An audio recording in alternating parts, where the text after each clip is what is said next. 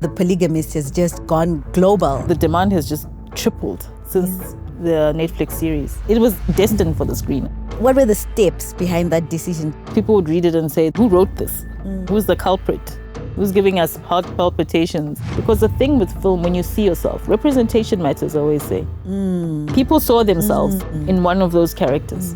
And that's what resonated. That's what made people say, what is this? What am I seeing? Africa is rising. You do not have to leave Africa to be a great author. There's power in storytelling because we can use it to reach audiences. As long as it resonates, then you can attach the messaging.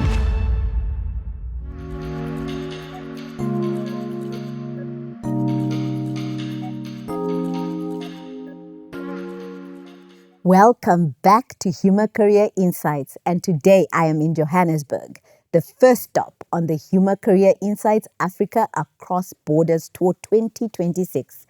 My guest today has been writing since she was 13. She built a 20-year career in finance. She was rejected by publishers. She borrowed money from a friend and self-published anyway. And 14 years after that book first appeared, it became a Netflix series, currently sitting at #1 in 16 countries around the world. We went to the same high school, so this conversation is a catch-up of sorts. I'm joined today by Sue Nyathi. Welcome to HUMHR Career Insights, Sue. I have been looking forward to this conversation. How are you doing? I'm good, thanks, and thank you so much for having me. Sue, can you walk down the street without people descending on you? I don't think so anymore. I think people are now recognizing me, which is quite interesting because I think most times people will watch television, but really do they worry about who wrote this? Yeah. You know, I mean, how many people read credits? Do you? No. You see? So it's actually quite interesting how the conversation is circled back to the author of the book. And this is probably why you're sitting with me this morning. Yes, Yeah. yes. Do you know why? Or do you have any idea why this time it circled back to the author? I don't know. I think people just were intrigued, I guess. And they were like, so who wrote this? You know, who's the culprit? Who's giving us heart palpitations and high BP? And now we're looking for ashwagandha and all this.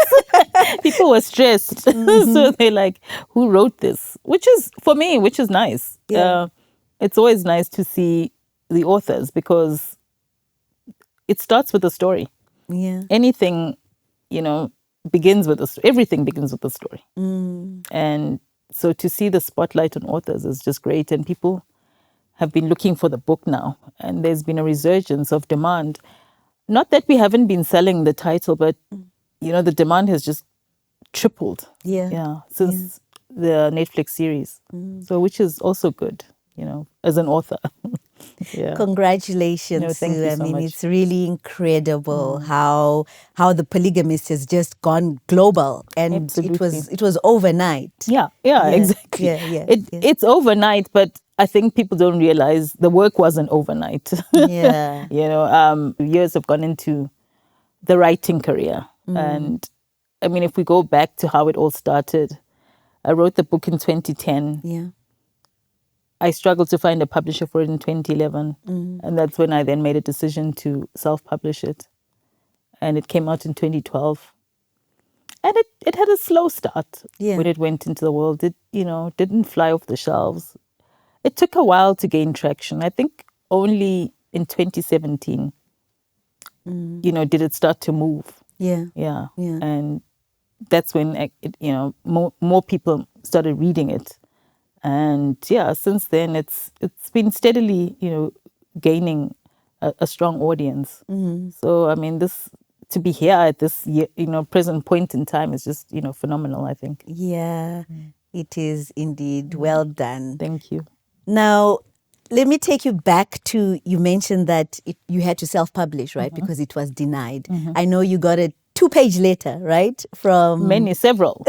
No, that wasn't even for that book. The 2-page letter from Weaver Press was for a family affair, actually. Ah. So, I've had a lot of rejection letters in my career.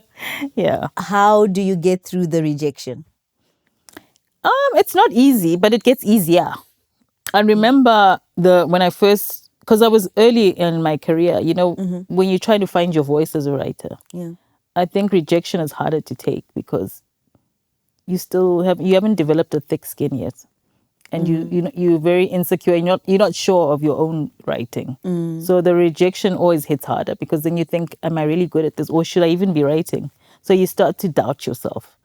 And I think for me, the first rejection, what helped me to get over it, because I remember when I received that letter, I decided I'm not going to write anymore. Let me just focus on my career in finance and just forget about the writing. And then my cousin Mobile, who was a journalist, she's late now. She reached out because she was always aware I was writing, and she used to love to read my stuff. And when she heard me say, I don't want to write anymore, she was like, why? Why don't you want to write? And so I told her, I said, hey, I got this letter, and she says, send that letter. I want to see it. I want to read it. What did it say? I was like, it just made me decide, so I don't want to write anymore. So she said, no, bring that letter. So I forwarded the letter to her.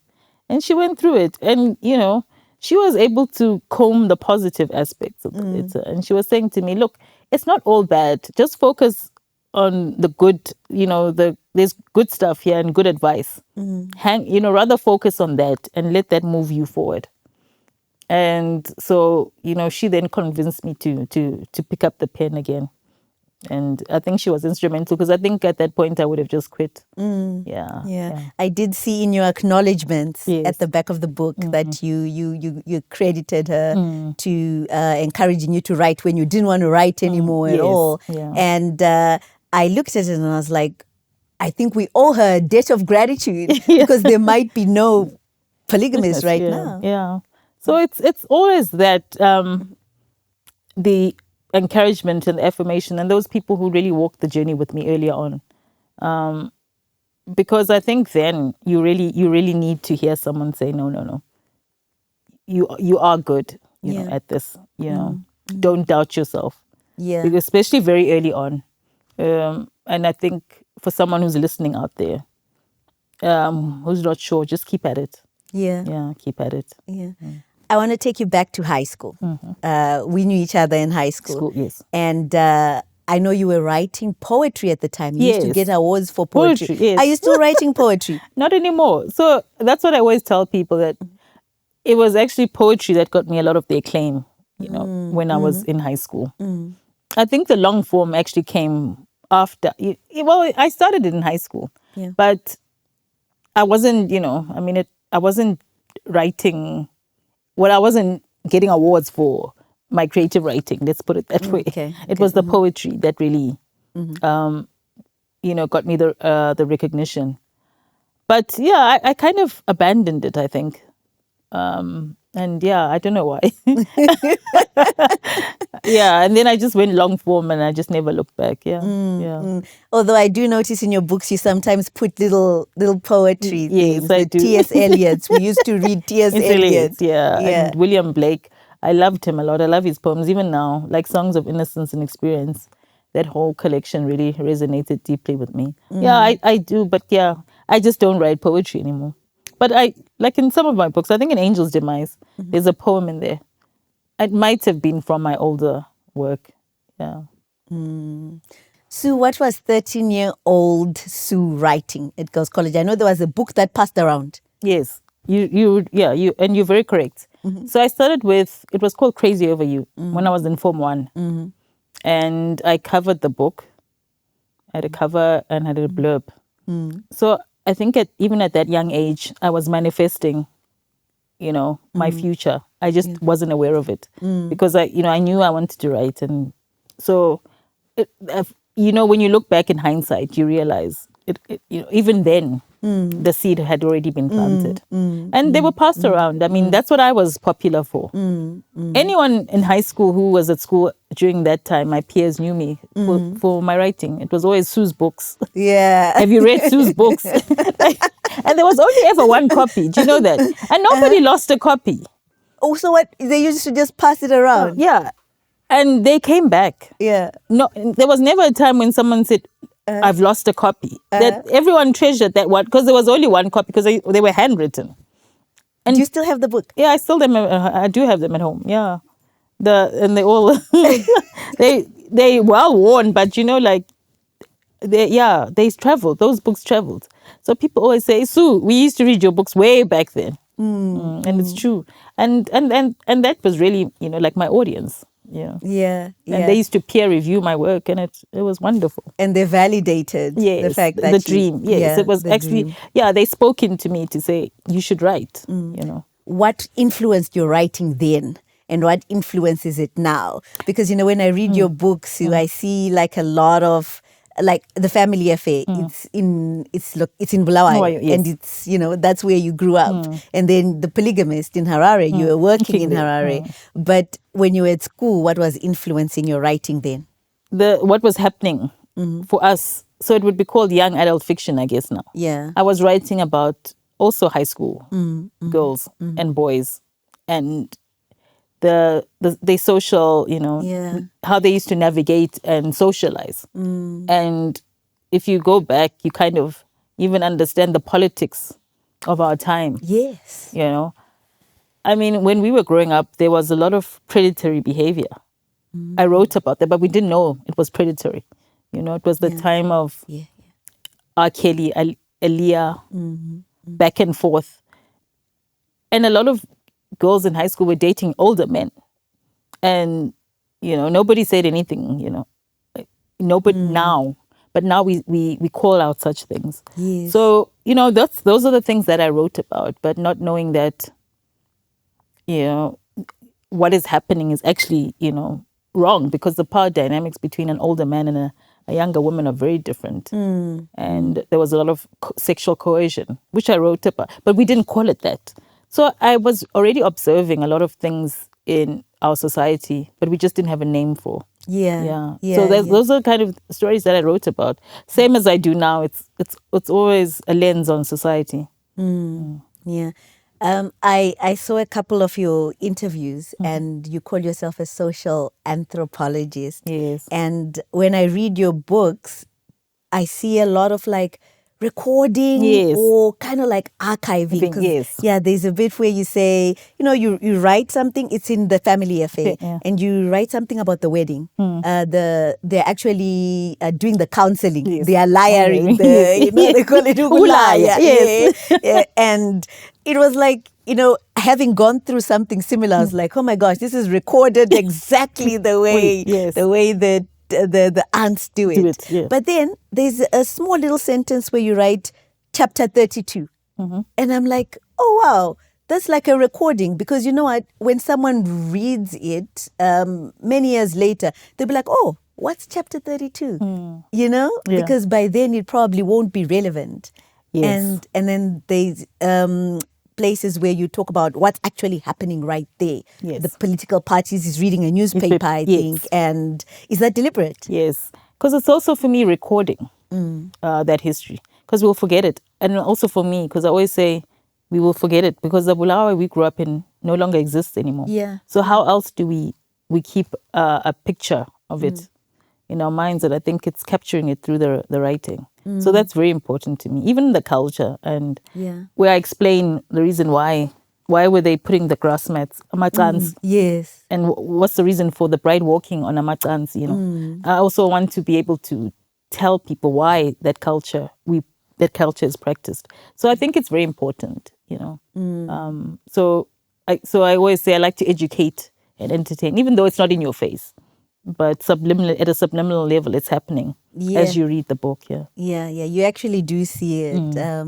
As you read, you're like, oh, so this is what was happening. Even things like currency. Yes. Oh, Yes. so, Yeah. so the US dollar was, stronger than. Yeah. So there's a education.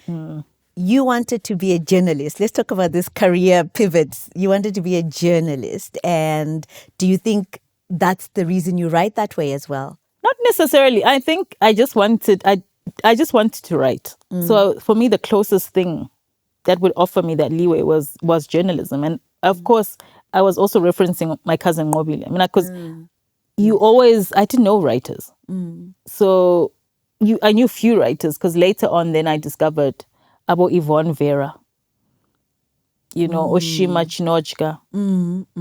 And then I was like, okay, so they're actually people who make it, who live like this, who actually write write books for a living. Yeah. So it's only later that I kind of realized, okay, it can actually be a career.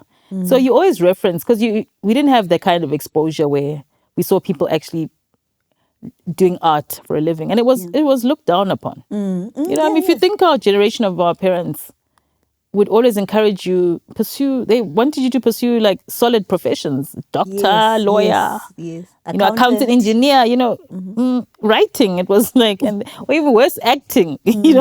Those were not careers that we even dreamed about. So so for me it was like journalism is probably the closest thing to writing, but I don't know if I would have, probably, I don't know. I mean, but for me, it was just like, I'll be writing, but I didn't realize, okay, you can actually write beyond journalism and actually do creative writing and live on it. Yeah. Is that a perception you would want to change? Or has that perception changed that you can actually live off writing? You can't. So I'm not, very few writers can, unfortunately. And I guess that's where the wisdom with that, my parents gave me to have a solid career to fall back on. And for many years, I mean, I had a career in finance and investments, which is what I studied. But I think for me, there came the tension because, I used to work by day and write by night, which is what most writers do for a living, because you really can't sustain yourself as a writer simply from royalties, especially in this country. Maybe overseas, yes, because the markets are big, that you can sell 1 million books. Yeah. Here you can't. I mean, here, if you consider the bestseller, you're selling between 5,000 to 10,000 copies, which is very, very small.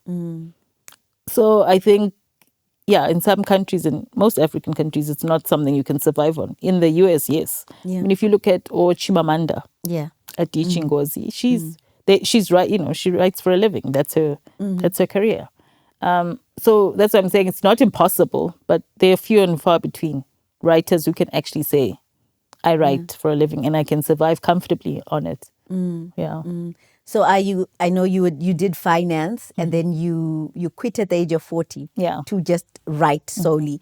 What were the steps behind that decision? Did you have a plan or a strategy, or were you just like, I'm gonna fly this plane as I'm building it? Yeah, it was. There was no strategy. In fact, I was actually very fearful when I left corporate. But I had been struggling with this internal tension inside of me. Yeah. Like, I'm an analyst, but I felt like an imposter. I was struggling with imposter syndrome. I felt like, yes, I wear this hat, but it almost feels like a helmet, because it felt like it was just tightening over my head, and so I had this tension. Like, another part of me was saying, you need to write. You need to write. You should be writing. This is so. There's this tension that you're having, because now you're thinking, but I have to pay the bills. Yeah. Do I leave a secure job with a secure paycheck, the stability? And at that point, I also had a son. And he was like 2 years old, and we'd separated with the father. So I was single, handedly raising him. Yeah. And there are a lot of considerations to say, how do we survive? So it went on, this back and forth, the tension. And every day it was growing. That voice was louder and louder saying, you need to leave and write. So your comfort zone can actually become a crutch at times. Yeah. Because for any change to happen, you need to step out of it. So, so because I was now juggling a lot of balls, I had the writing, I had my career, which was very demanding. It's not your typical 8 to 5 job. Sometimes you work 8 to 10. And then I'm also a mom. Something's going to give at some point. And at some point, my work started to suffer. And I remember one day my boss called me and said to me, this isn't working anymore, is it? And I had to be honest, it wasn't. And he was like, do you want to take a package and go? Yeah. And I said, yeah, probably. So for me, that kind of propelled me to leave. And then I just reasoned that, look, if it doesn't work out, I can always find another job. My qualifications will always be there. Yeah. So that's how I then left corporate in 2018, which is when The Gold Diggers came out in June that year. And then after I left, I went on to write a family affair for. Those were the best years of my life, actually. The family affair is my favorite. Yeah. When I was writing that book, because it was like a preview of what my life as a writer would be. Ah. You know, I wrote this book at leisure. I had time. I enjoyed it. There was no pressure. I wasn't worrying about anything. And I could even travel to attend literary events overseas because you're not worried about taking leave. I had the time, and so for me, I was like, okay, I'm getting comfortable in this. This is really what I'm supposed to be doing. Yeah. And then COVID happened, and I think COVID was a curveball that I had not expected. Yeah, and that really kind of threw me off balance in a big way. So what did you do during COVID? Did you continue writing? No, I didn't write. I mean, it was a difficult time, because there's uncertainty. Yes. You can't really, because I just couldn't write. I think creatively there were too many things going on, because you're worried about what is tomorrow bringing. Yeah. So I think that's not that. I mean, some people did write books. I just couldn't focus. And then obviously financially things dried up. Remember, I'm not in a job. I Yeah. can't sell books anymore. Yeah. So that income wasn't coming. I can't travel because normally when you travel as a writer as well, you get, Yes. like the honorariums, and which, if they come in euros, it's a lot of money. So I wasn't getting anything. So for me, it was just like everything dried up. And it was one of the most difficult times in my life. And I think that's when I became very prayerful. It, not that I wasn't prayerful, but like I think that was really the turning point for me spiritually. I just really, because we were living on a prayer. Yeah. Yeah. And I think it really, my faith strengthened a lot during that period. And I had a spiritual awakening during that period. So a lot of things spiritual inwardly were Yes. happening to me. And I think that was the biggest like pivot moment. And then when we came out of it, I think in 2022, then A Family Affair was then, we could launch it after the COVID. And then I started working on An Angel's Demise after that. Yeah. And then in 2022, I also then, Stained Glass approached me they wanted to option the polygamy. Well, they wanted to buy the option for the Polygamist. So it almost like you came out, I was coming out of a valley. Yeah. And then that happened. The Polygamist thing with Stained Glass happened. And I was like, it was a lifeline because after the COVID years, I was like drowning. So, so for me then, I came out of that valley, the valley of the shadow of death. Yeah, because that's what it was. Yeah. And then Family Affair came. Then I started working on that. But I think for me then, post 22, things started to look up and I was going on an upward trajectory. Then in 2024, that's when Netflix came on board. Okay. And Can you take us through first? I like how, what got you through, that your faith really strengthened. I think that's what takes us through a lot of stuff. It grounds us during those tough times, But can you take us through like the steps for someone an author who one day may sit there and be like, so I have a friend who is a budding author and she talks about how, authors are always broke. We don't have a team. We don't have anyone to market for us. We don't have, we have to learn the system as we go along. So I'd like to tap into your experience for someone who may be like going through that process of, they have a book and they're approached by Stained Glass. What learnings, what experience did you have? Like what advice can you give to someone? What are the things that you can do as a writer? Okay, so for me, I think the learning really began with The Polygamist. When I was saying to you earlier that because a lot of traditional publishers rejected it, I had to self-publish. So for me, that whole process of self-publishing taught me the business, the book business, which I was not aware of at all. Like I was very naive. And you'd think for an analyst, I would actually understand that publishing and books are actually its own different kind of industry. Yeah. And so for me, that whole process taught me to learn the business of writing. It's a business as well. Yes. Yes. And it also made me understand that books come with different rights. And because I then understood that very early in my career, because even when this book came out in 2012, 2013, people already asking me, like, they wanted to adapt it into film. Yeah. Because people would read it and say, this should be on the screen. And that was the narrative that always followed that book in particular.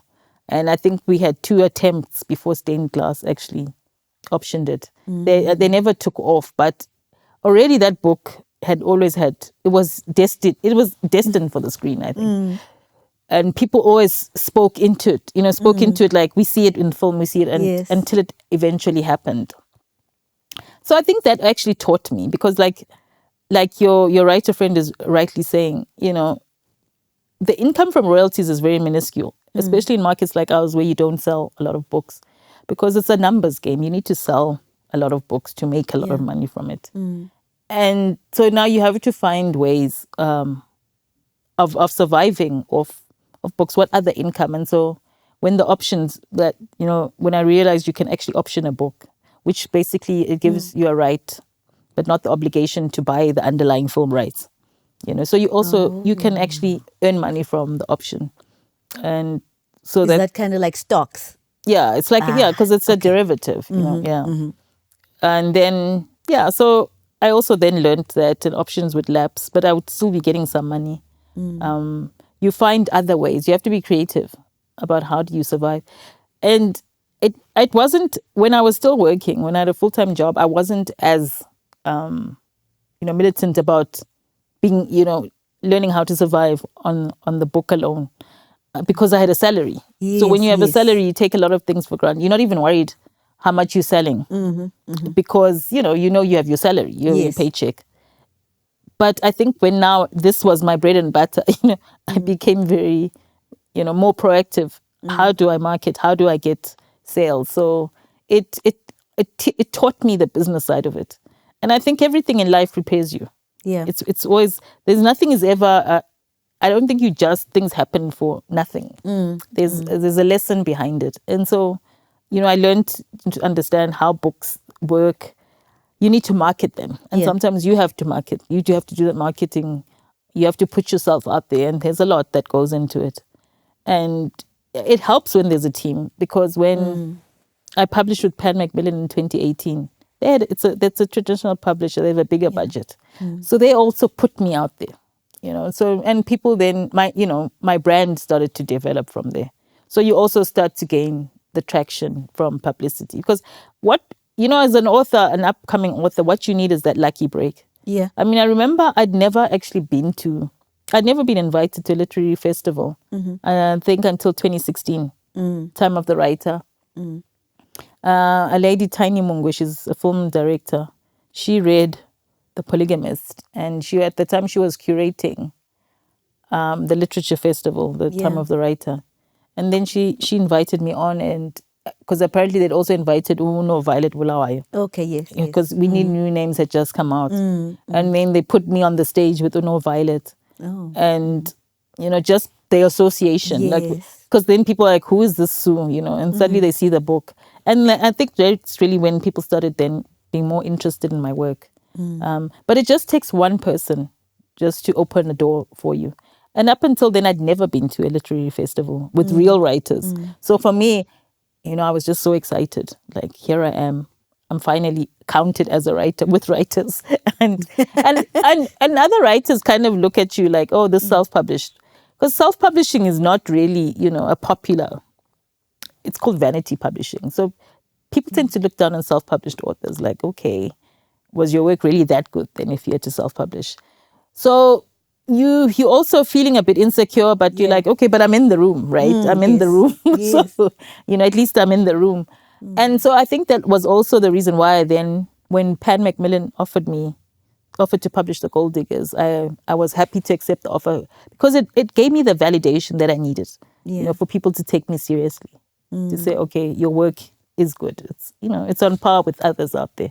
So so that helped my career along. So it's all those steps. But even then, when as I was entering into these contracts, there were rights that I held back because I knew they Okay. had value. So because of what I'd learned. Yes. Yeah. And so I also think that, if you're an upcoming author, don't just be quick to sign because you don't know what you're signing away. Get advice. There are different types of rights, and different types of rights allow you to do different types of things. So you also need to be knowledgeable. Knowledge is power. Yeah. And so, so for me, it's also learning and understanding it's a business, that's what people need to understand. Publishers are there to make money. And so also understand that and treat it as a business. Yeah. Treat yourself as a business. Yeah. The 20 years in finance didn't go to waste. No, it didn't. Because now we're talking about options and I Yes. understand them because I studied derivatives. So that's what I'm saying. Everything you learn will help you some way, somehow. Yeah. This episode is brought to you by HUMHR, the boutique career and leadership consultancy helping professionals get clear, get confident, and get hired. From CV writing and Clifton Strengths coaching to interview prep and leadership development, HUMHR is here to help you take the next step in your career. Visit humhr.org, HUMHR.org to learn more. Let's talk about mentorship. You mentioned Ngobile a couple of times, and I know in the book you say she was your mentor. Do you mentor anybody? Firstly, how critical was that? Of course, we owe the Polygamist to her forcing you to do it, but how critical has mentorship been in your journey as an author? And do you mentor anybody? Okay, I don't know if I would call it mentorship. I mean, we both loved reading. It was a shared passion.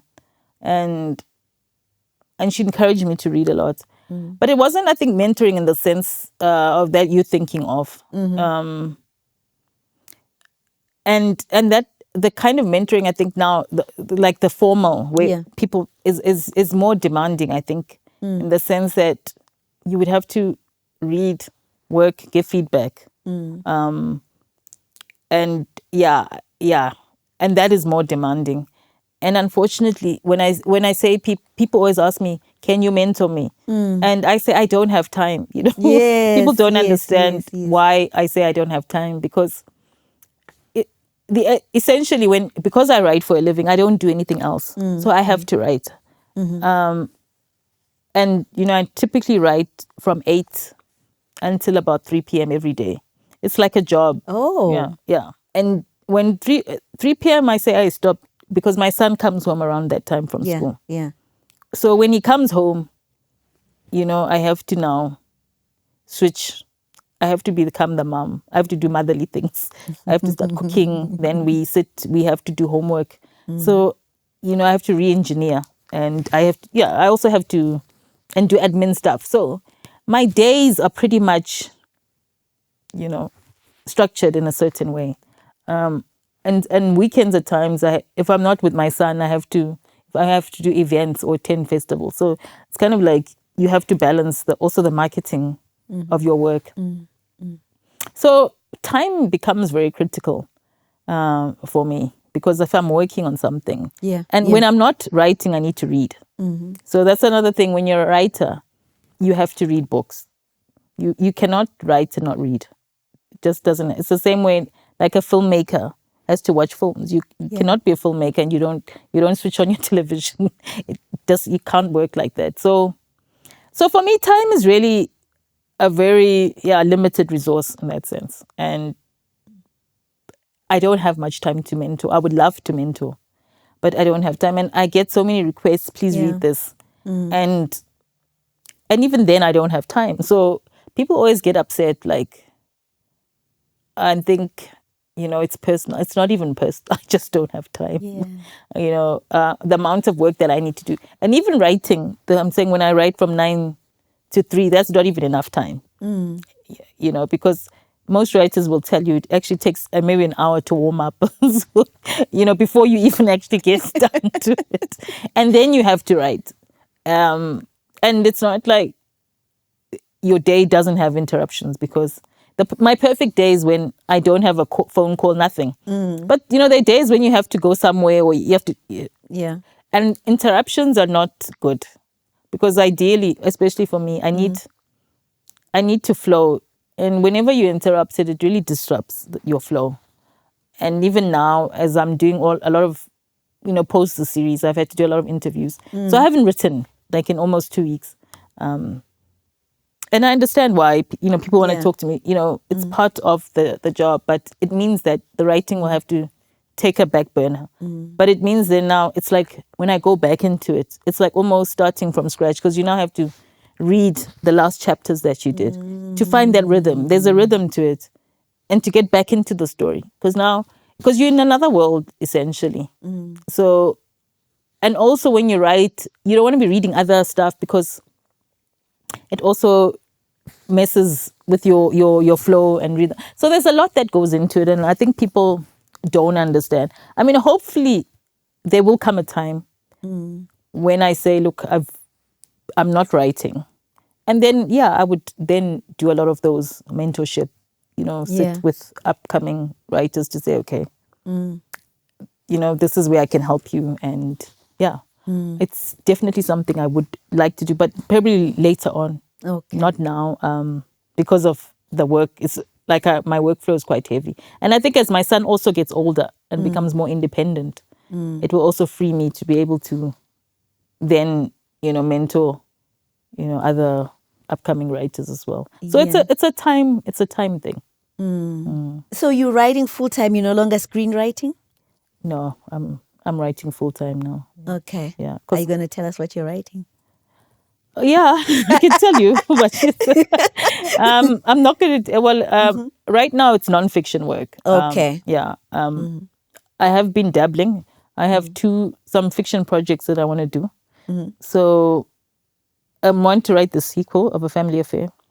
Yeah. So I've been doing a lot of research for that as well.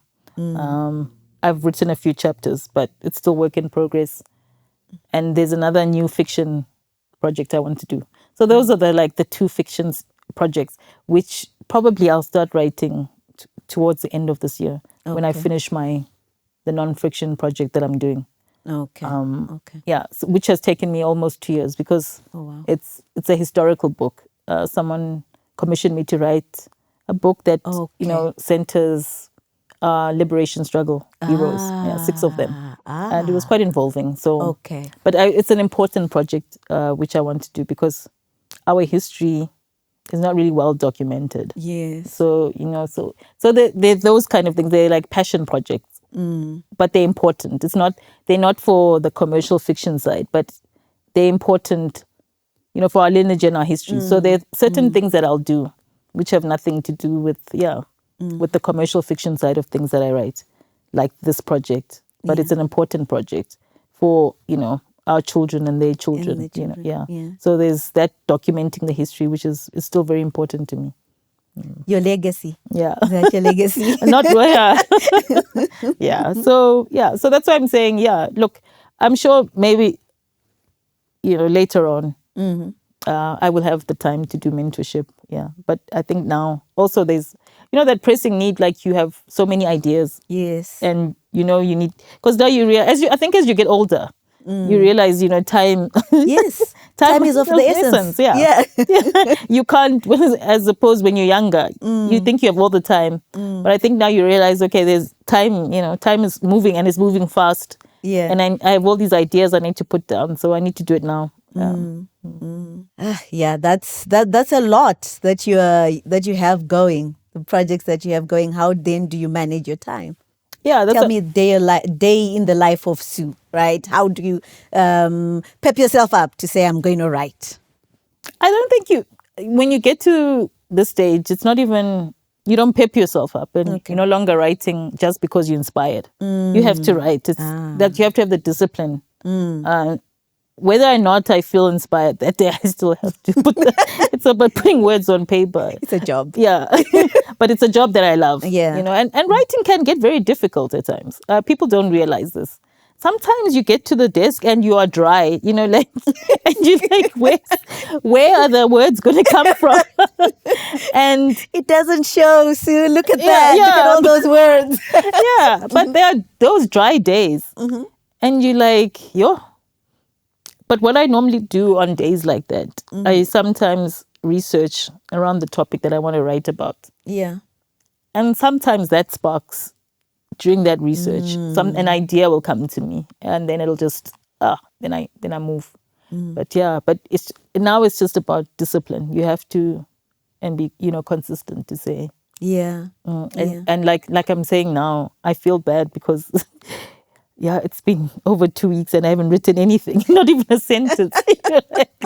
And now I feel bad for having you here. No, don't feel bad. It's on me because you're thinking, I have a lot of catching up to do. Yeah, and like you say, age also comes with its own, constraints. Yes. I mean, before when I wrote The Gold Diggers, I used to write from 3 a.m. to 6 a.m. every single day. And still go to work. Yes, but now waking up. Now I want to actually sleep more. I want to sleep more. Like 9, 10, I'm already like this. Yeah, yes. You see, so also you can't do the things that you could when you were much younger. You might look young, physically, but I think the body also doesn't have as much energy, I think, as I used to. So I also have to listen to my body and say, if my body's tired, then yeah, I have to put the pen down and sleep. Yeah, but it's time. Time is money. definitely. In season 3 of this podcast, I spoke to Comfort Mbofana. You might remember I him, remember him. Radio Yes, 3. DJ. Yeah, I DJ loved him. Radio Yeah. 3. Yeah. And he talked about how the work he does, like media people in the limelight that write, that speak, they have a responsibility to show a mirror to society. And that he does that in media. Do you believe that? And I is that do. something that you do in your books? I do. Yeah, I think that's very important. As much as we entertain, there's also the stronger message behind it. And I think you see it with The Polygamist. I've always said, and I was always intentional about this, that I don't want my book just to be read and put aside. Yeah. And I want my books to be read and discussed. And that's why you find it's been a popular book club pick, because people always wanted to debrief, like, what have I read? Yes. And you want to talk to the next person. Yes. And so even now with the series, I'm not surprised the conversations are sparked. It's just they've been sparked like on a global scale. But that's always what I wanted to see people doing, to reckon with some of these things. It's not enough just to put a lens or a mirror to society, but what are we going to, what are we doing next? I mean, the fact that when I wrote this in 2012, it was a problem. The issues raised were a problem. Gender-based violence, even then, was a problem. Yes. And we're in 2026, and we're still reckoning with the same problems. It shows you that, we're not evolving as a society. The brokenness is still there. And the hurt, people are hurt. They need healing. I mean, if you think of, I've been on social media sometimes when I get a chance. I look at some of the posts, and people are broken and hurt and traumatized. I mean, if people spoke of being triggered, clearly that speaks that, there's a lot of healing that needs to be done as a society. And it's important that we do that healing, because if we don't, we're going to procreate and multiply the dysfunction from one generation to the next. If we don't deal with the trauma, we're just going to transfer it to the next generation, and we'll have these cycles and patterns that continue to repeat themselves. So it's also so important spiritually that we start to reckon with these issues. Yeah. I mean, the Polygamist is, it's just been discussed all across the world. And I think the themes in there are relevant. Yeah. But, for me, the thread through The Polygamist, the HIV pandemic, and the time that you were writing it in the location, because you're writing it in Harare, it's focused in Harare. That's the time that the HIV pandemic was really sweeping in the country. Yes. And I think that's the biggest lesson for Yeah. me that I got out of there, how this HIV pandemic was such a scourge. Yes, it was. Because Such a it scourge in decimated society. families. Yeah, it decimated I families. remember my aunt and uncle passed on more or less the same time and left 4 children. Yeah.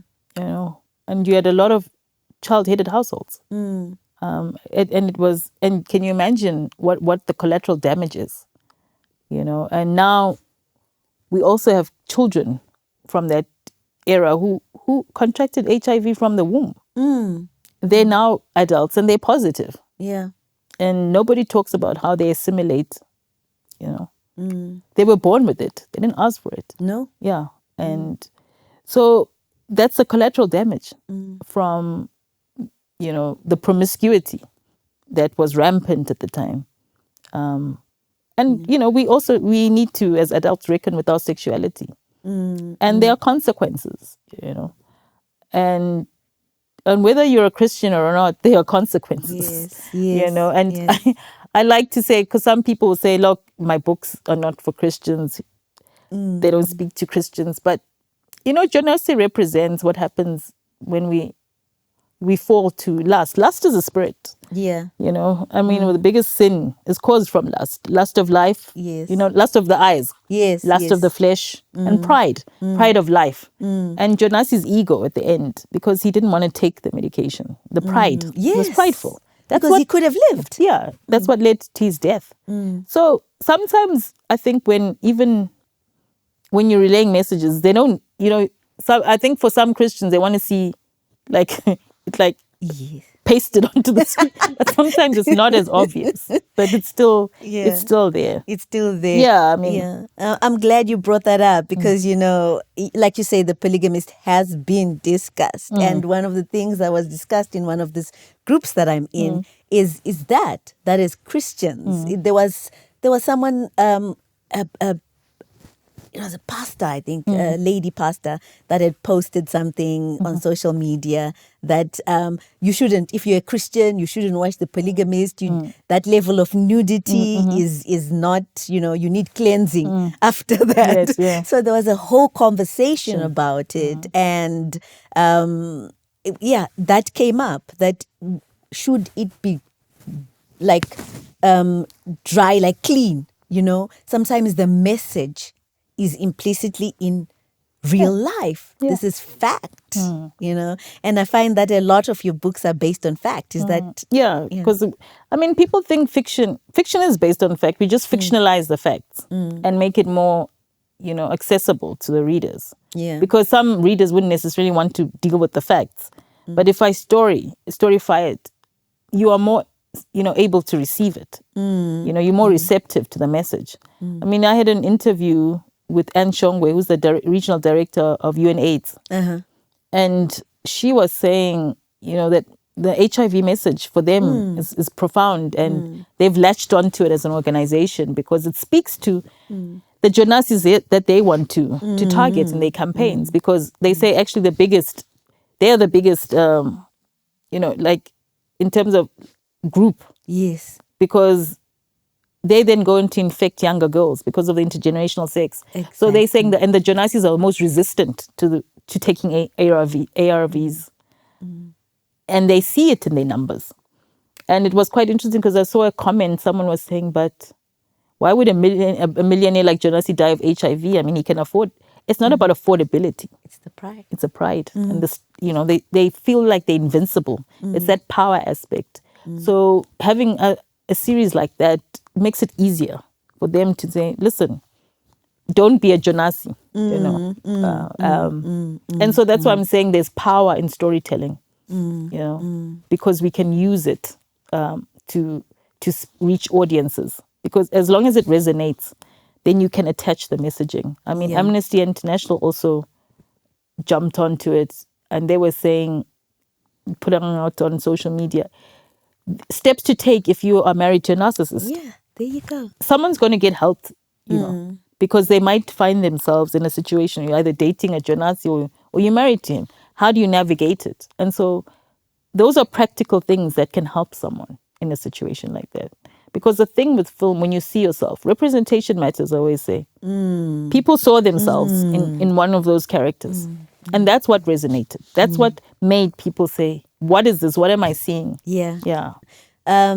Misogyny is another thing Yes. that people were like, but this encourages misogyny.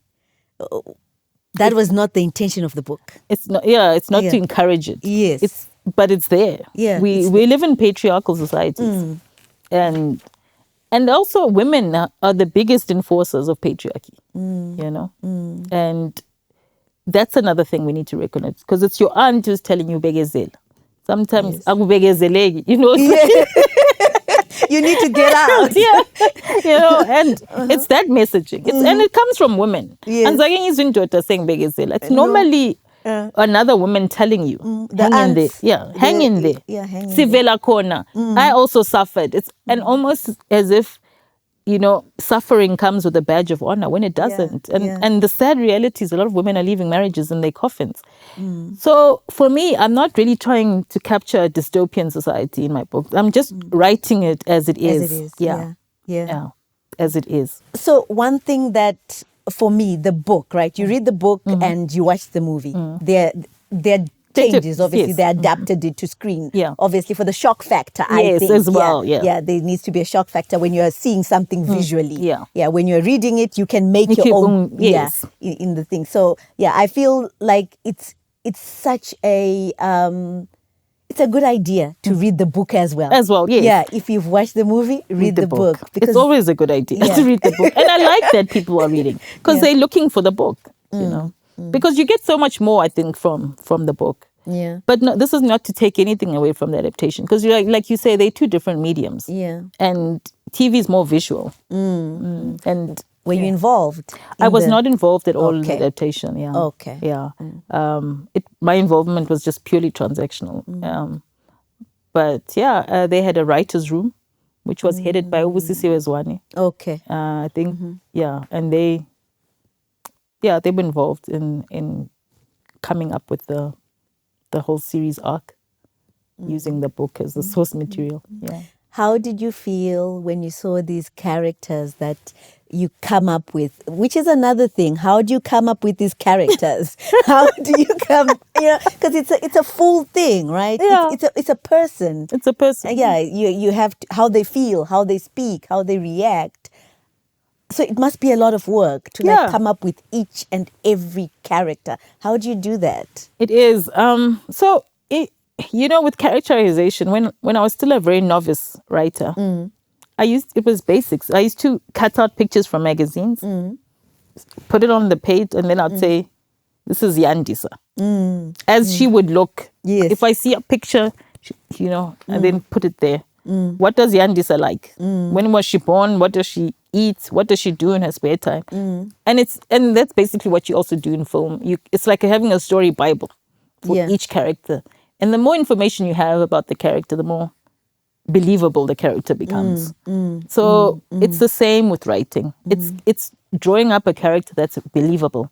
And none of the characters in The Polygamist, they're built on stereotypes. People say, are they real people? And I'm saying, no, they're not. But they represent people that you can recognize. Matipa represents a certain kind of woman, and you recognize her, right? Yes. You have no doubt, and you know a Matipa, you know a Joyce, So it's how accurate. Jonas. Yeah, it's how accurate you are now, because in the original novel, when I wrote it, each chapter is narrated by one of the women. But I never write on top, this is Essie or this is Joyce. And that was also deliberate, because I wanted you as a reader to be able to discern who's now talking. Yeah. And I've never had a reader saying, I didn't know who was talking.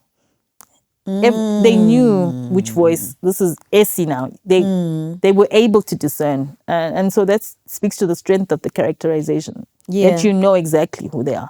So similarly, they translated well onto the screen because you knew. And the thing is, no one was ever confused as what kind of man Jonas. And we all see that Jonas, and we all know him. Some people are saying, Jonas is my dad, Jonas is my ex-husband, or my husband that I'm married to now. People know them, or my uncle's like a Jonasi. So those characters are very familiar. But it's also how the story is told that makes it unique.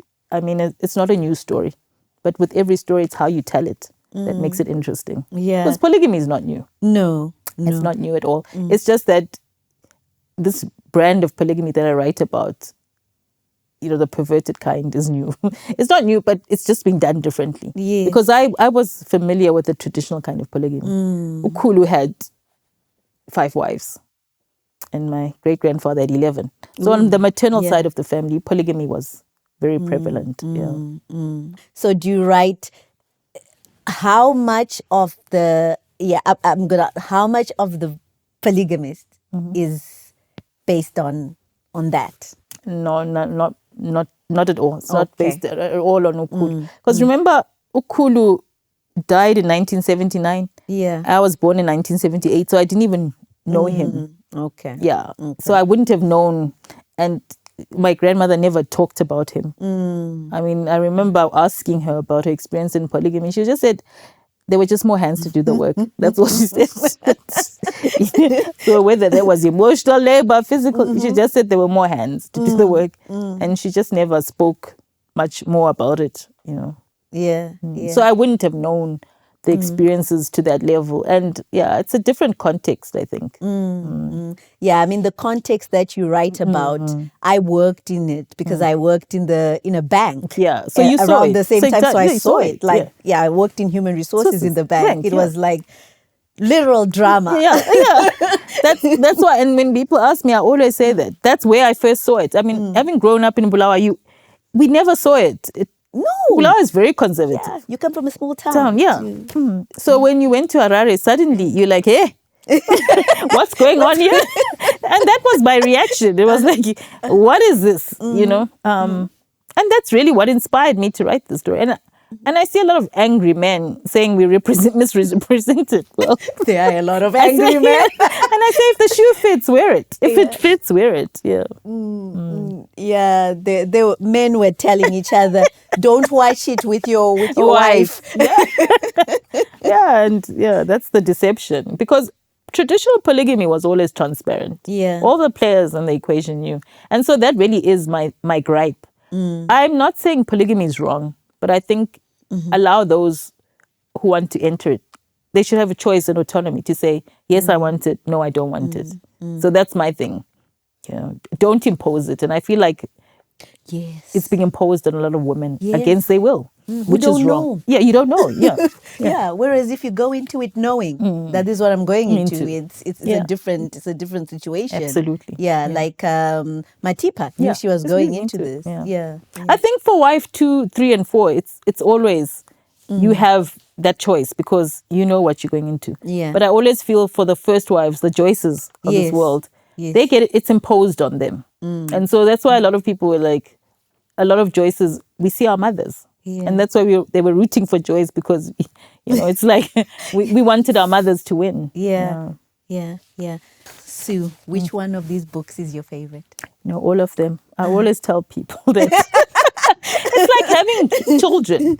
I don't know. Maybe I don't have 4 kids, so. But for me, you know, I love them equally. And they mean different things for at different time, you know, of my life. They represent different things, I guess, in my writing journey. So I love them equally for different reasons, but I love them equally.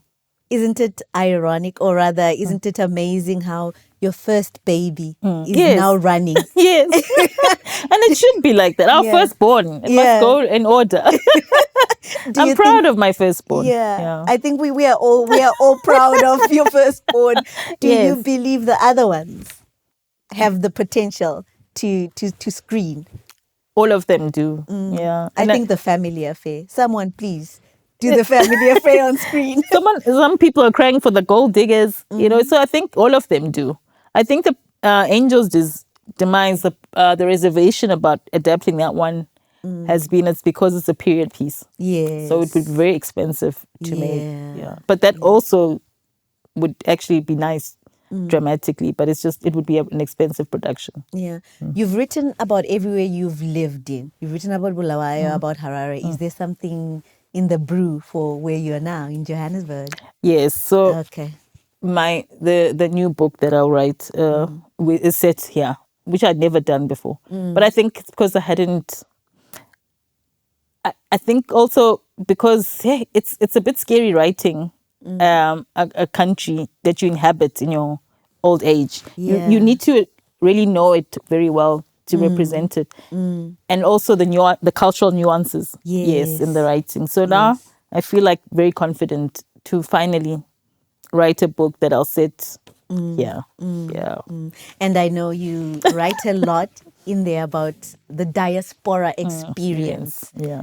Is that also a bit from your lived experience, or from people around you's lived experience? Because as Zimbabweans, we are a huge diaspora. And I personally, I could relate to a lot of the diaspora, like references to in the family affair. Yes. Like who was it? Koliswa's boyfriend. What was his name? Tulani. Yeah. He couldn't go home. Yes. When his dad passed away because he was so far away. The sending of the money. Yes. Yeah, and how you go back home and you're working out the credit card from the gifts that you brought home. Because it's that universal experience for most people. Like, I think if you think about it, Batje, most of us who grew up during our time especially are no longer there. Yeah. Everyone's living abroad. And it's that every Zimbabwean knows someone. They say every Zimbabwean family has one person, at least one person, who's a member who's outside of the country. So I think those are realities for most of us. And it's also that wanting to be deliberate about capturing that, so that people will remember like what happened to us and how we ended up scattered, all over the world. Because we are scattered. And it's understanding why are people scattered. And I think that's why I explore that a lot in The Gold Diggers, which tracks, a group of, illegal immigrants who come into Johannesburg looking for gold or what they think is gold. So it's those stories are important. Gold, gold. Gold, gold, That's how The Gold Diggers came. I had a lot of questions, but we've been like, it's almost an hour, I think. Okay? And I think it's been an hour, Okay. So I'm gonna wrap it up because I have too many questions. We need to do this again in Kenya. You're invited. I'm coming. We can have a book club. Yes. I'll definitely come. I've discovered I have a huge following now in Kenya. So I'm definitely coming. A lot of conversations going on. At some point, the Kenyan government, some minister was saying they want to ban the Polygamist. Oh, really? Yeah. You're saying it's destroying our marriages.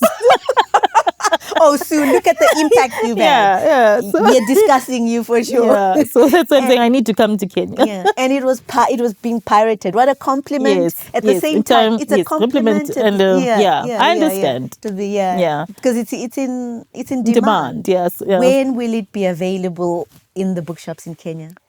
So we're currently in negotiations. Okay. Because you also with books you can't just distribute willy-nilly. Yes. They're territorial rights. Yes. And all that. So so I'm trying to get a distributor there. We'll make the book readily available and affordable as well. So it's an ongoing conversation. It's always it's not distribution into the rest of Africa is very difficult. Even overseas, it's so it's easier for books published overseas to be sold down here. But it's difficult for us to move books up.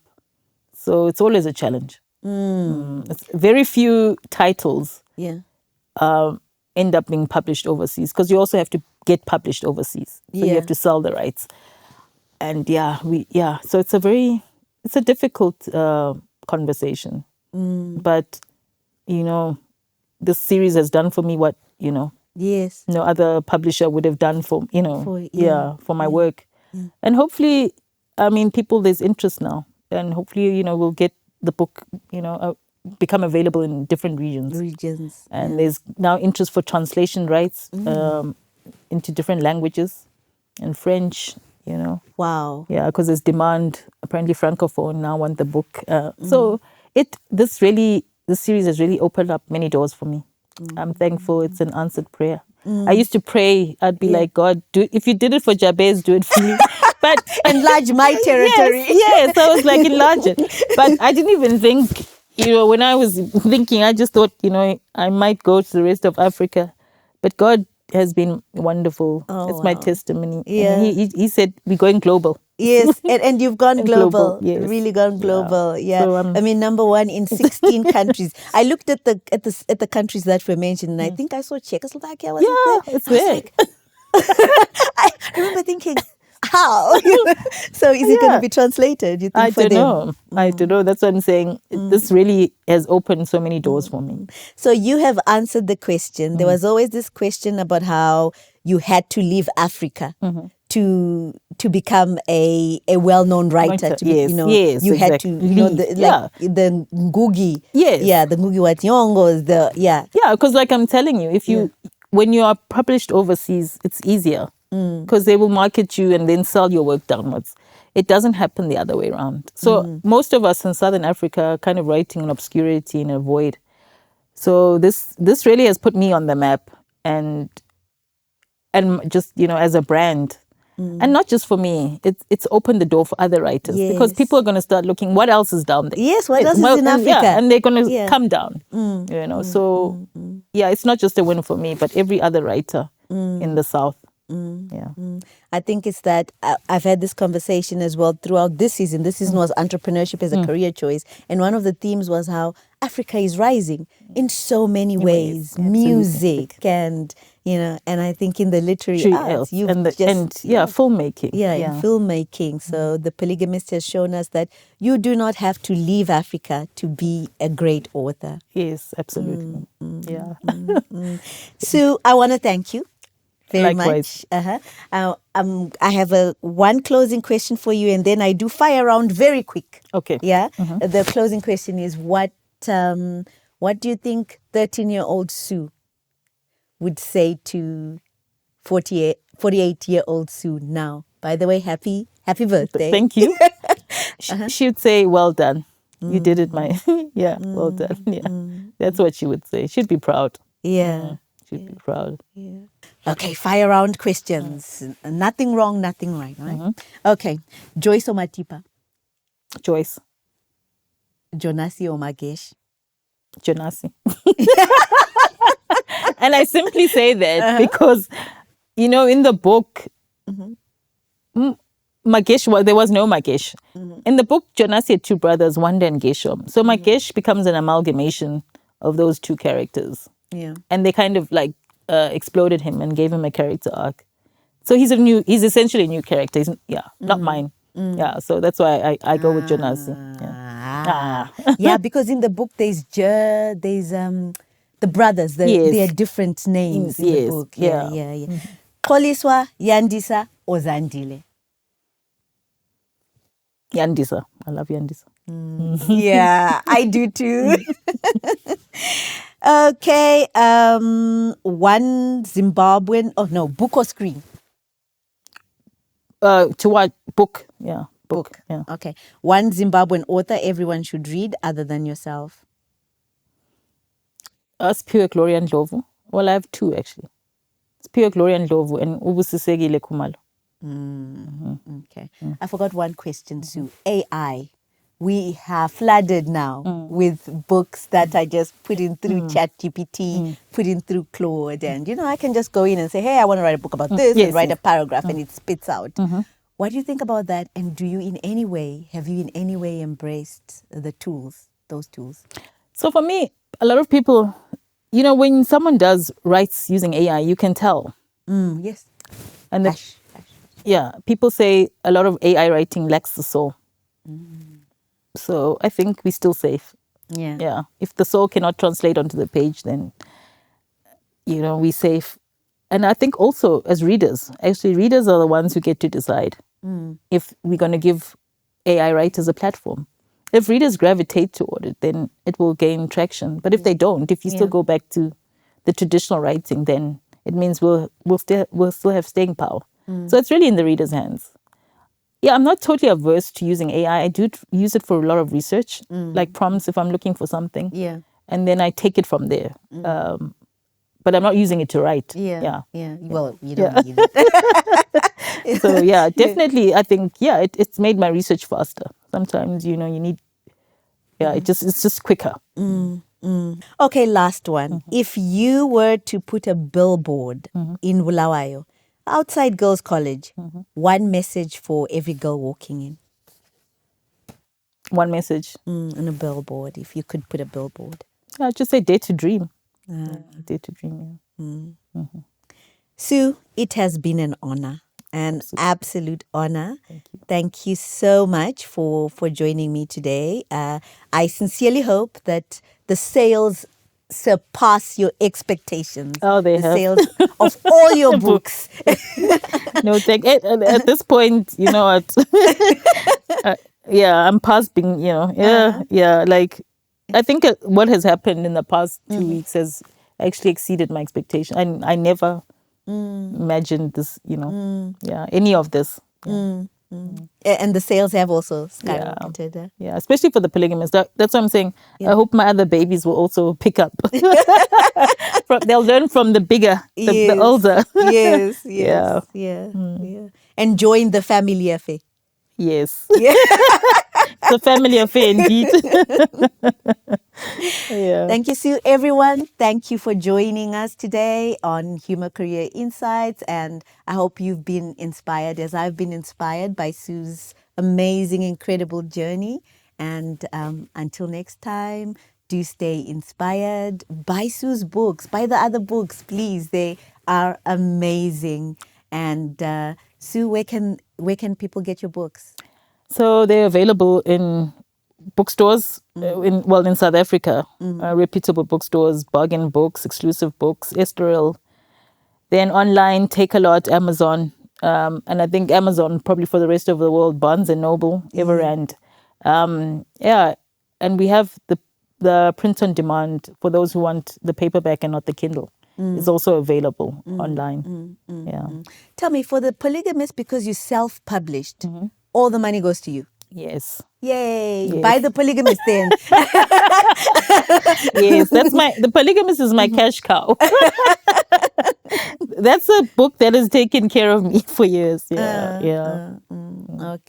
All right. Providence. Yes. That's what I always talk about 4 P's. Yeah. Perseverance, passion, persistence, and providence. Those are the tenets I live by. Yeah. Awesome. Once again, my honor. Everyone, don't forget, subscribe, share if this conversation has resonated with you. Please do share it. And until next time, stay inspired.